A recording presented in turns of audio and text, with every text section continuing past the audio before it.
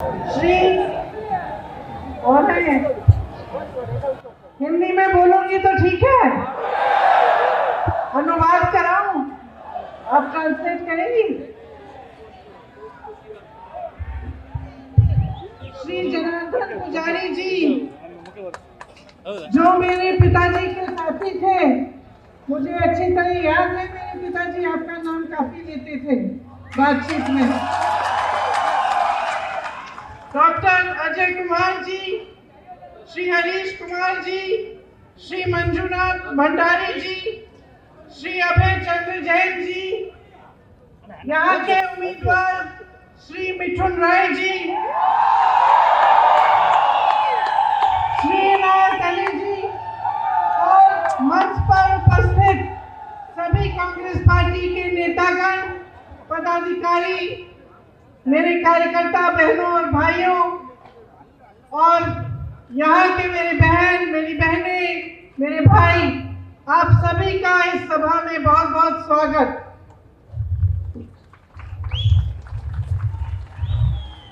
ನಿಮ್ಮೆಲ್ಲರಿಗೂ ಕೂಡ ಇಲ್ಲಿ ಸೇರಿರುವಂತಹ ನನ್ನ ಎಲ್ಲ ಅಕ್ಕ ತಂಗಿಯಂದಿರಿಗೂ ಅಣ್ಣ ತಮ್ಮಂದಿರಿಗೂ ಎಲ್ಲರಿಗೂ ಕೂಡ ಈ ಸಭೆಗೆ ಹಾರ್ದಿಕ ಸ್ವಾಗತ. ನಮಸ್ಕಾರ ತುಳುನಾಡು ಮಾತ್ರೆಗಳ ಎನ್ನ ಸೊಮ್ಮೆನು. ये ದೈವ की धरती है. ಇದು ದೈವದ ಭೂಮಿಯಾಗಿಪ್ಪುನಂಚಿನ ಊರು. धार्मिक नगरी है मूडबिद्री. ಧರ್ಮದ ಊರು ಈ ಮುಲ್ಕಿ ಮೂಡಬಿದ್ರಿ. जैन धर्म की भी पवित्र धरती, पवित्र नगरी है. ಜೈನ ಧರ್ಮದ ಪವಿತ್ರ ಭೂಮಿ ಈ ಮೂಡಬಿದ್ರಿ.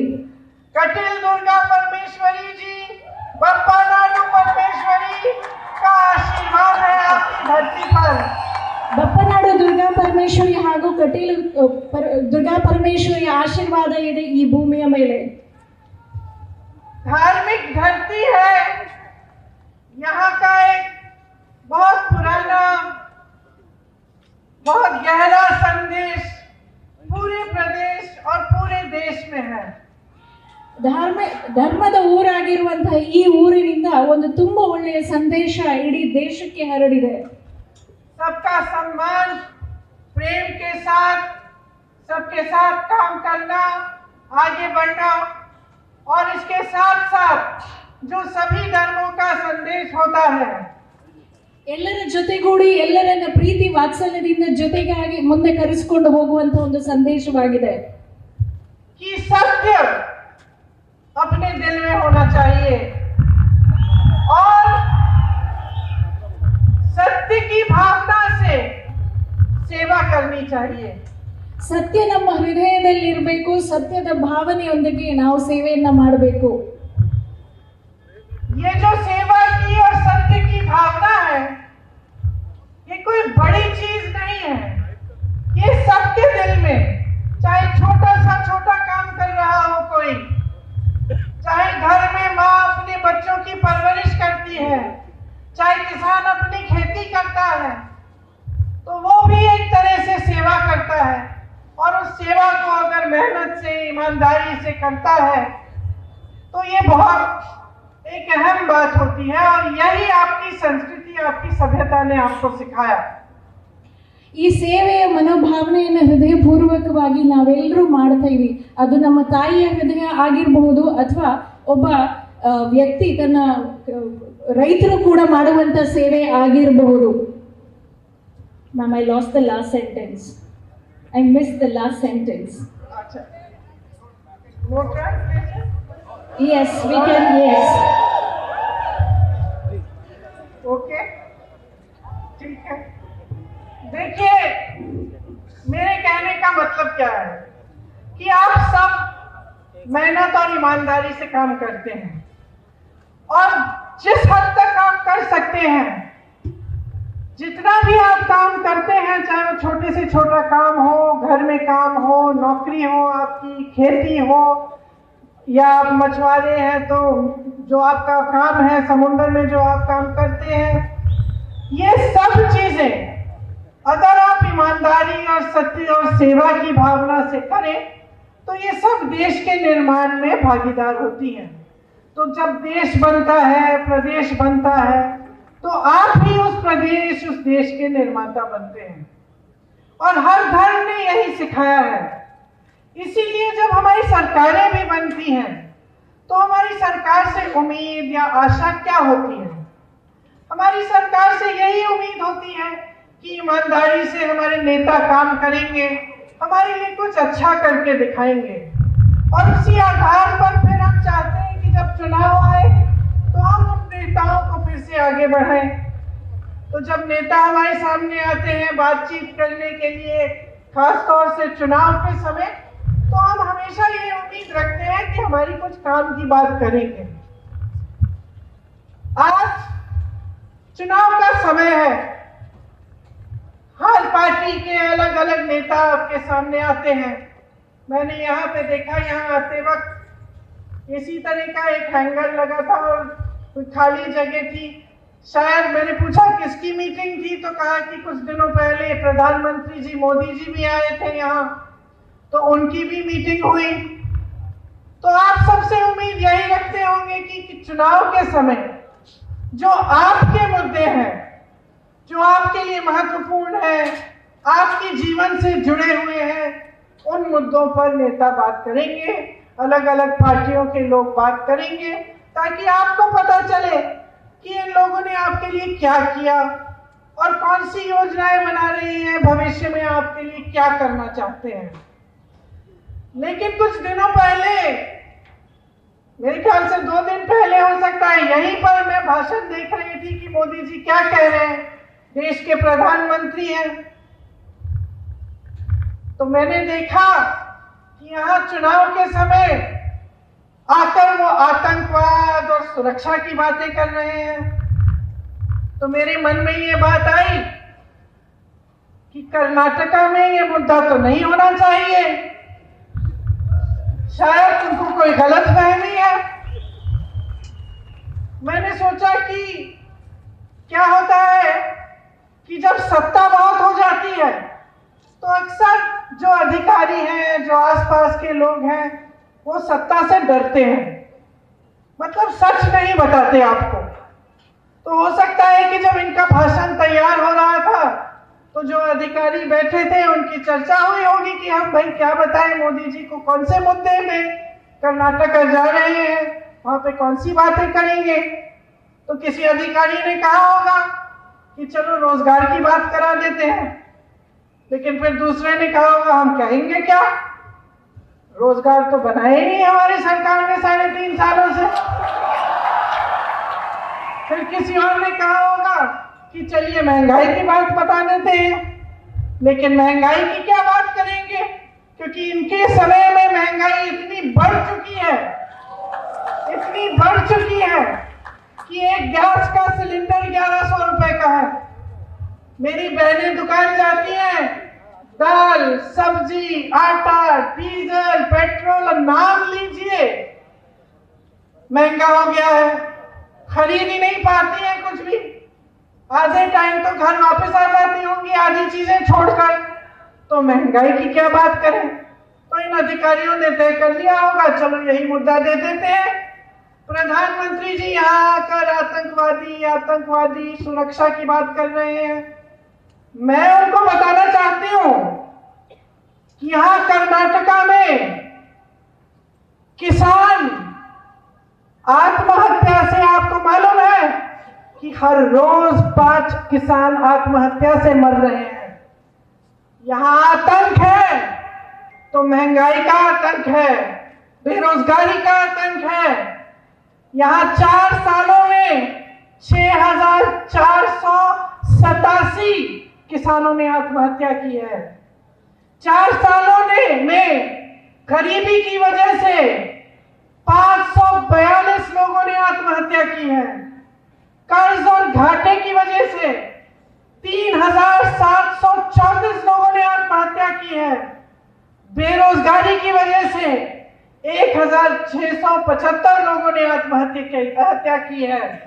प्रधानमंत्री जी, कर्नाटका में अगर आतंक है तो आपकी 40% की सरकार का आतंक है जो लोगों को लूट रही है। प्रधानमंत्री जी, अगर कर्नाटक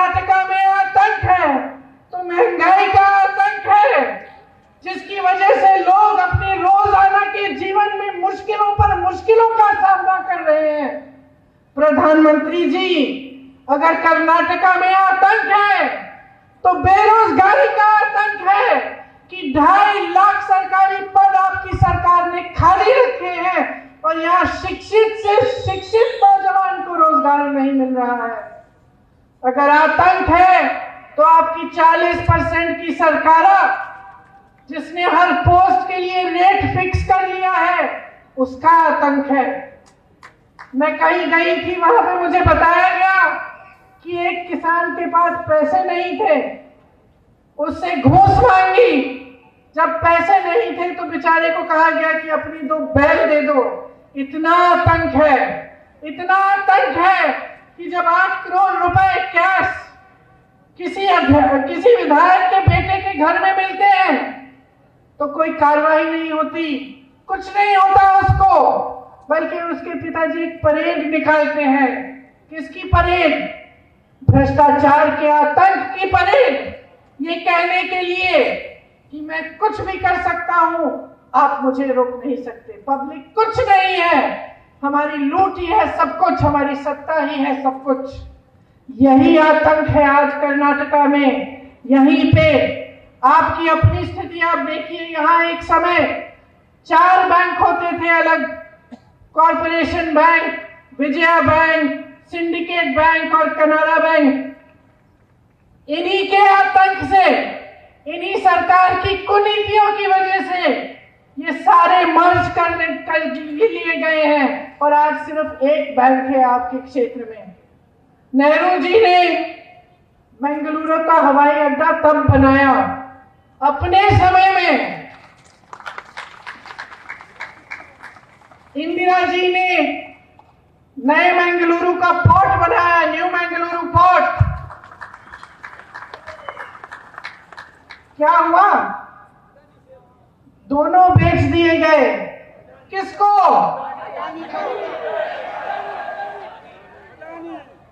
और क्यों? क्यों? इस देश के सारे पोर्ट, इस देश के सारे एयरपोर्ट, इस देश की पूरी संपत्ति, इतने बड़े बड़े पीएसयू जिससे आप सबको नौकरियां मिलती थी, आपको रोजगार मिलते थे, इसीलिए तो बनाए गए थे। ये सब 1 या 2 लोगों को क्यों बेचे जा रहे हैं? और अगर ये आतंक नहीं है तो क्या आतंक है? कि सारे देश की संपत्ति, जो आपका पैसा है, जहां से आपको रोजगार मिलता है, वो अपने उद्योगपति मित्रों को दे दिए, सब कुछ दे दिया। यहां आपके अपने पोर्ट दे दिए, अपना एयरपोर्ट दे दिया। और आपको सवाल उठाना चाहिए कि ये आतंक क्यों फैल रहा है इस तरह से।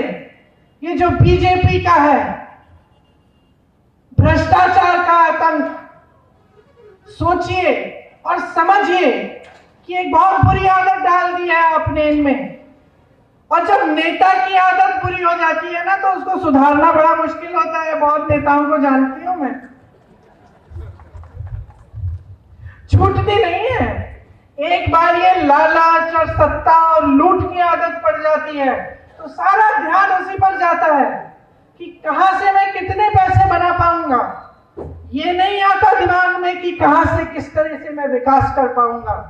ये नहीं आता दिमाग में कि इनकी समस्या है किसानों की किस तरह से सुलझाऊं, या महिलाओं को क्या क्या संकट है उनके जीवन में कैसे सुलझाऊं।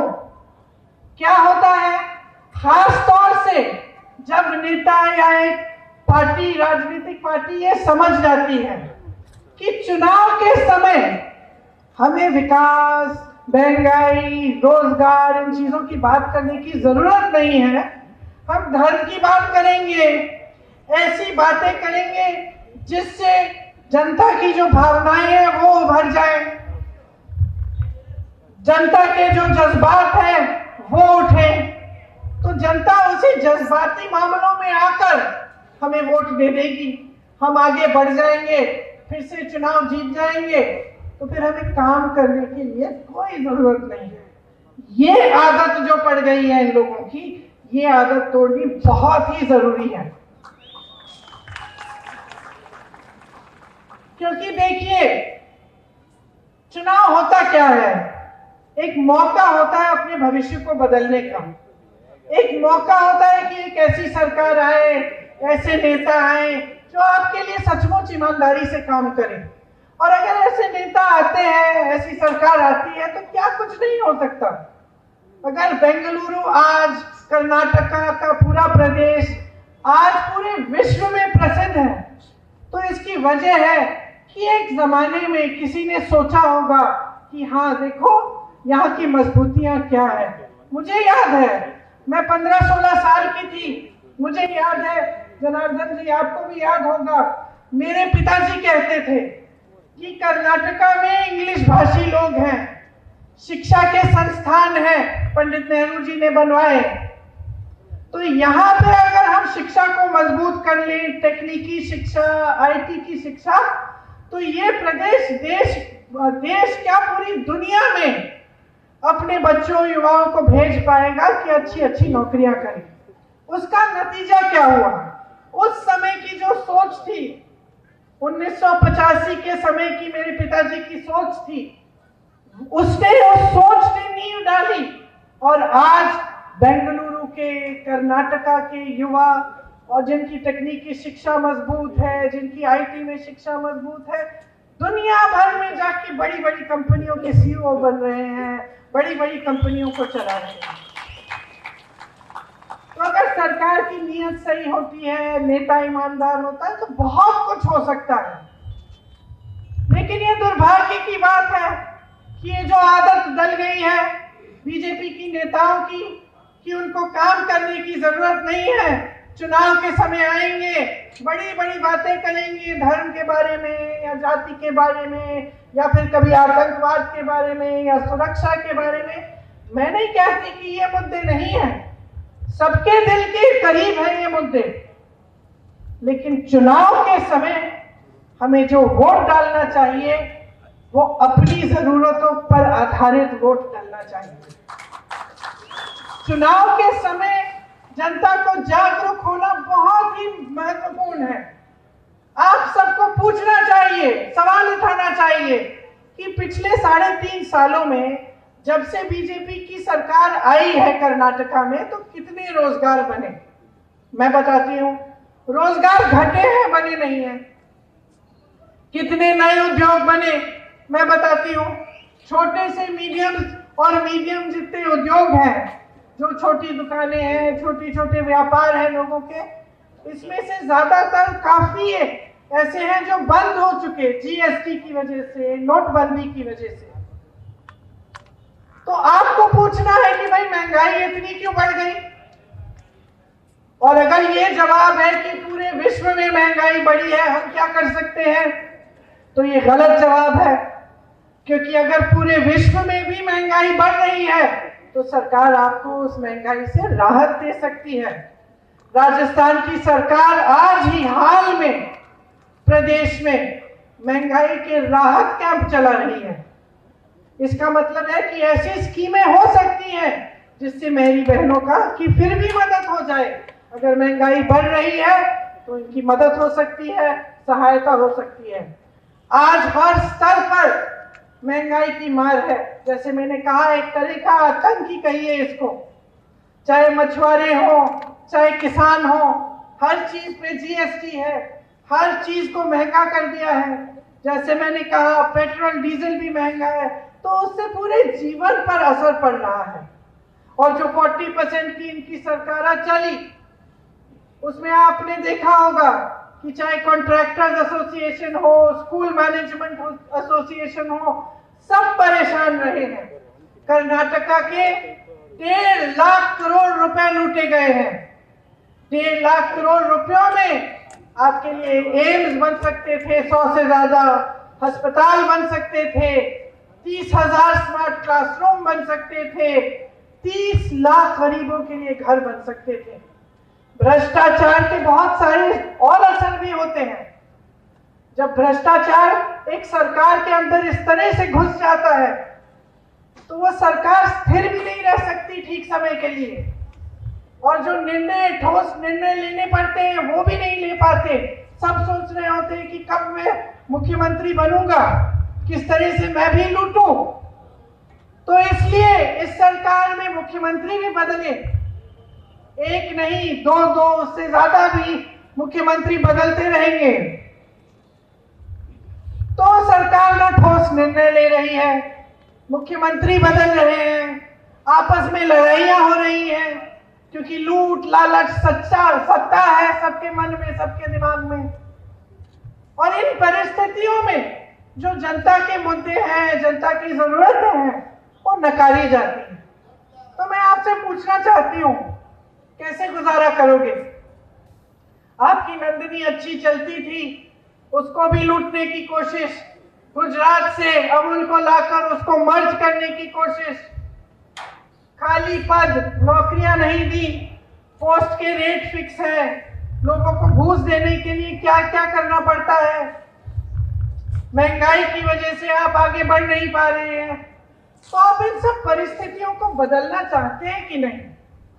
ये मुख्य सवाल है जो जिस पर आपको ध्यान रखना चाहिए चुनाव के समय, कि ये जो परिस्थितियां हैं जिनसे आप जूझ रहे हैं, जिनका सामना करने के लिए किसी ओर से समर्थन नहीं मिल रहा है, आपको मदद नहीं मिल रही है, इनको आप बदलेंगे कैसे? देखिए, चुनाव का समय बदलाव लाने का समय होता है। जैसे मैंने कहा, अगर एक ऐसी सरकार आए जो सचमुच आपके लिए काम करना चाहे तो बहुत कुछ हो सकता है। कांग्रेस कह रही है कि हमारी कुछ गारंटीज हैं। हम इसको गारंटी इसलिए कह रहे हैं क्योंकि जब हमने कुछ कहा या कोई वादा किया कि हम ऐसा करने जा रहे हैं, तो ज्यादातर अगर आप हमारे प्रदेशों में देखें जहां कांग्रेस की सरकार है, वहां वो वादे पूरे किए गए हैं। छत्तीसगढ़ में वादा किया था कि किसानों का कर्ज माफ करेंगे, 18 लाख किसानों के कर्ज माफ किए। राजस्थान में किसानों के कर्ज माफ किए। यहां भी जब शुरू में हमारी सरकार बनी थी तो किसानों के कर्ज माफ होना शुरू हुआ था। जब हमने कहा कि पुराने पेंशन की स्कीम लागू होगी, क्योंकि हमें पता चला कि जनता बहुत परेशान है, जो नई पेंशन की स्कीम है इससे लोग घबरा रहे हैं। जो कर्मचारी पूरे जीवन काम करते हैं सोच रहे हैं कि जब मैं रिटायर होऊंगा तो मेरे पेंशन के पैसे कहां जाएंगे, अगर कहीं स्टॉक मार्केट गिर गई, कुछ हो गया तो मेरा क्या होगा। तो हमने समझा कि एक समस्या है और पुरानी पेंशन स्कीम हमने अपने प्रदेशों में लागू करनी शुरू की। तो इसलिए जब हम कहते हैं कि हमारी कुछ गारंटीज हैं, तो हम इसलिए कहते हैं क्योंकि हम इन वादों को पूरा करना जानते हैं और उन वादों को पूरा करेंगे। आपको याद होगा कि जब हमारी सरकार थी तो अन्न भाग्य, क्षीर भाग्य, क्षीरधारे, पशु भाग्य, इंदिरा कैंटीन, इस तरह की सारी स्कीमें थी। आज हम गारंटी देते हैं कि जो 2.5 लाख सरकारी रोजगार है, पद है जो खाली है, उनको 1 साल के अंदर अंदर हम भरने की पूरी कोशिश करेंगे। आज हम गारंटी देते हैं कि हम 100% विकास लाएंगे। गृह ज्योति की एक योजना लाएंगे जिसमें 200 यूनिट बिजली के सबको फ्री में मिलेंगे। गृह लक्ष्मी योजना लाएंगे क्योंकि हम समझते हैं कि हमारी बहनें कितना संघर्ष कर रही हैं अपने घर चलाने के लिए। तो एक गृह लक्ष्मी की योजना होगी जिससे हर गृहस्थ महिला को 2000 रुपए अपने अकाउंट में सीधे सरकार देगी। जो परिवार में जो सबसे मुख्य महिला है उसी के अकाउंट में जाएंगे। अन्ना भाग्य में आपको 10 किलो चावल मिलेंगी। युवा निधि कर की योजना बना रहे हैं जिसमें जो युवा बेरोजगार है लेकिन ग्रेजुएशन कर चुके हैं उनको 3000 रुपए प्रति महीने मिलेंगे। जिनके पास डिप्लोमा है उन्हें 1500 रुपए प्रति माह मिलेगा। नंदिनी को हम मजबूत करवाएंगे। मेरी बहनें आपके लिए बस पास कहीं भी जाने के लिए फ्री होगा। आंगनबाड़ी की बहनों के लिए आपका जो मानदेय है, जो बहुत समय से नहीं बढ़ाया गया है, उसे 15,000 रुपए तक बढ़ाएंगे। जो मिनी आंगनबाड़ी है उनके लिए 10,000 रुपए तक, जो आशा बहुएं हैं उनके लिए 8,000 रुपए तक।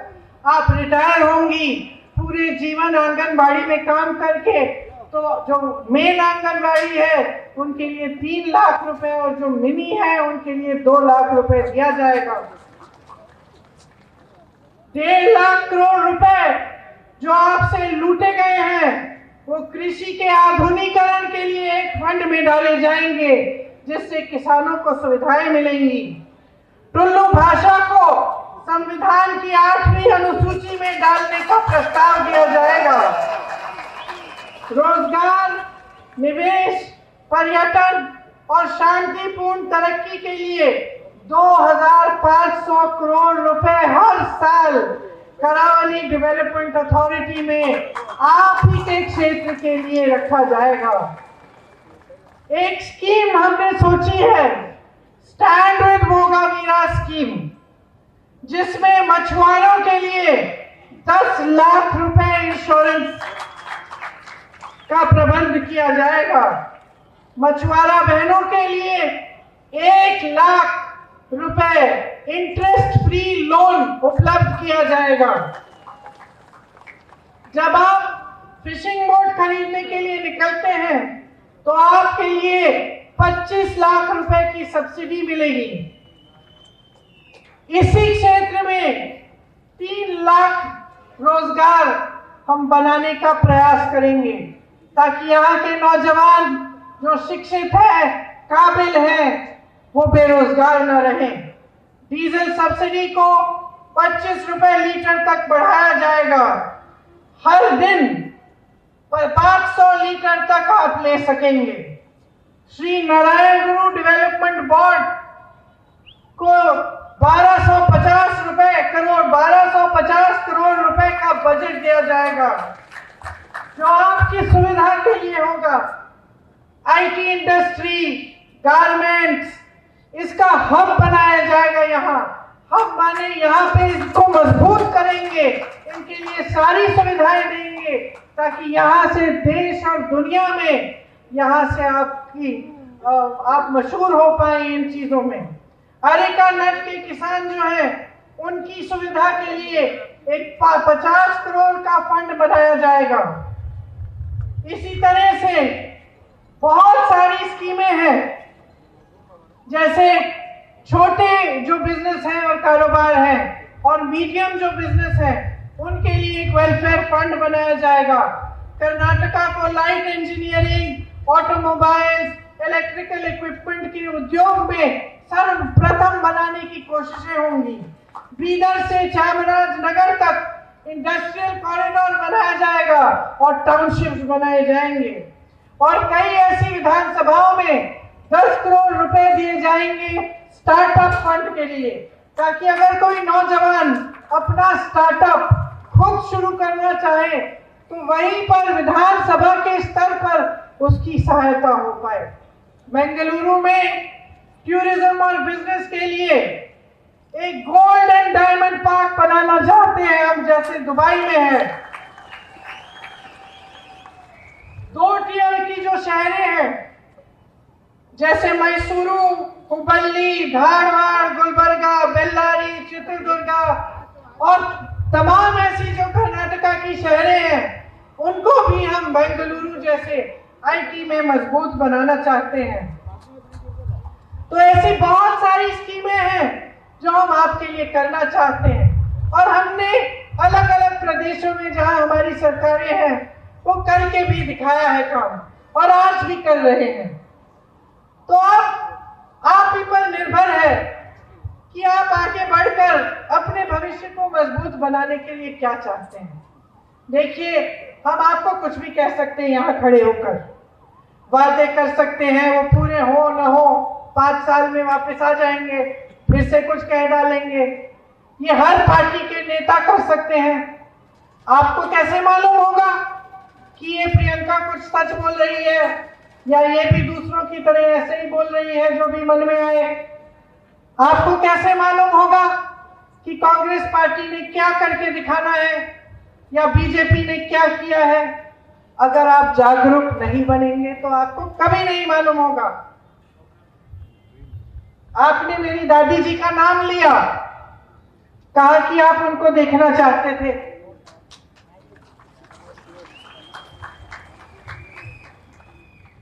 और आप सब भी अगर आज यहाँ आए हैं मुझे देखने, तो कहीं ना कहीं मन में ये बात होगी कि एक समय में इंदिरा जी ने बहुत अच्छे काम किए थे। तो एक किस आधार पर आपने निर्णय लिया, या आपको पता चला, या आपकी जानकारी है कि इंदिरा जी ने कुछ किया? क्योंकि आपका, जनता का, आपसे पहले जो पीढ़ियों का वो अनुभव रहा। उन्होंने देखा कि जब हमारी समस्या होती थी तो इंदिरा जी आती थी, हमारी बातें सुनती थी, समस्या को हल करने की कोशिश करती थी। कांग्रेस की सरकारों ने इतनी सारी स्कीमें दी। उस समय अन्न भाग्य में अगर हमें चावल मिलती थी तो खाने लायक थी, आज खाने लायक ही नहीं है। उस समय अगर इतने किलो थी तो आज कम मिल रही है। तो ये सारी चीजें जो हैं ये आप ही के अनुभव की बातें हैं। ये कोई नेता आपको नहीं समझा सकता। ये आपका जीवन कैसा चल रहा है, पिछले 3.5 सालों में क्या तरक्की हुई कि नहीं हुई। अब मैं आपसे पूछना चाहती हूँ, क्या आपकी तरक्की हुई है? नहीं हुई है? क्या महंगाई बढ़ी है? क्या बेरोजगारी बढ़ी है या घटी है? बढ़ी है। तो ये आपका अनुभव है। आपका अनुभव यही रहा है कि मुश्किलें बढ़ गई हैं, और जब जब मुश्किलें आई तो नेता नहीं आए आपकी मदद के लिए। जो बीजेपी के नेता है वो लालच और सत्ता और लूटने में इतने परेशान रहे, इतने व्यस्त रहे कि आपकी समस्याओं को पूछा नहीं। तो ये आप ही का अनुभव है। और जब तक आप जागरूक रहेंगे और आपकी जागरूकता आपके अनुभव को पहचानेगी और नेताओं की सच्चाई पहचानेगी और ये देखेगी कि भाई चुनाव के समय ये नेता तो आकर हमारी काम की बात कर गया, उसने कहा कि महंगाई बढ़ गई है, ये स्कीम लाएंगे, या शिक्षा के संस्थान बनाएंगे, या इंडस्ट्रियल हब बनाएंगे। लेकिन वो जो नेता है वो आया, उसने धर्म की बातें कर ली, उसने आतंकवाद की बातें कर ली, लेकिन हमारी बात नहीं की। तो आप पहचानो। जब आप पहचानेंगे तो आप गलती नहीं करेंगे, और जब आप गलती नहीं करेंगे तभी आपका भविष्य मजबूत बनेगा। तभी आपके लिए एक ऐसी सरकार आएगी जो आपसे डरेगी। ऐसे नेता आएंगे जो पब्लिक से डरेंगे, जो पब्लिक का आदर करेंगे, जो समझेंगे कि अगर पब्लिक के लिए काम नहीं किया तो रास्ता नापिए। तो ये आप ही को समझाना पड़ेगा। नेता की आदत को ठीक करना आपका काम है। अब मन बना लीजिए कि जो कर्नाटका में पिछले 3.5 सालों से हुआ है वो बहुत गलत हुआ है आपके साथ। नुकसान आपने झेला है, मुश्किलों का सामना आपने किया है। ये लोग तो अपने महल बनाते रहे, लेकिन आपका नुकसान हुआ। तो अब 10 तारीख को चुनाव आ रहा है, हमारे 2 उम्मीदवार आपके सामने हैं, खड़े हो जाइए।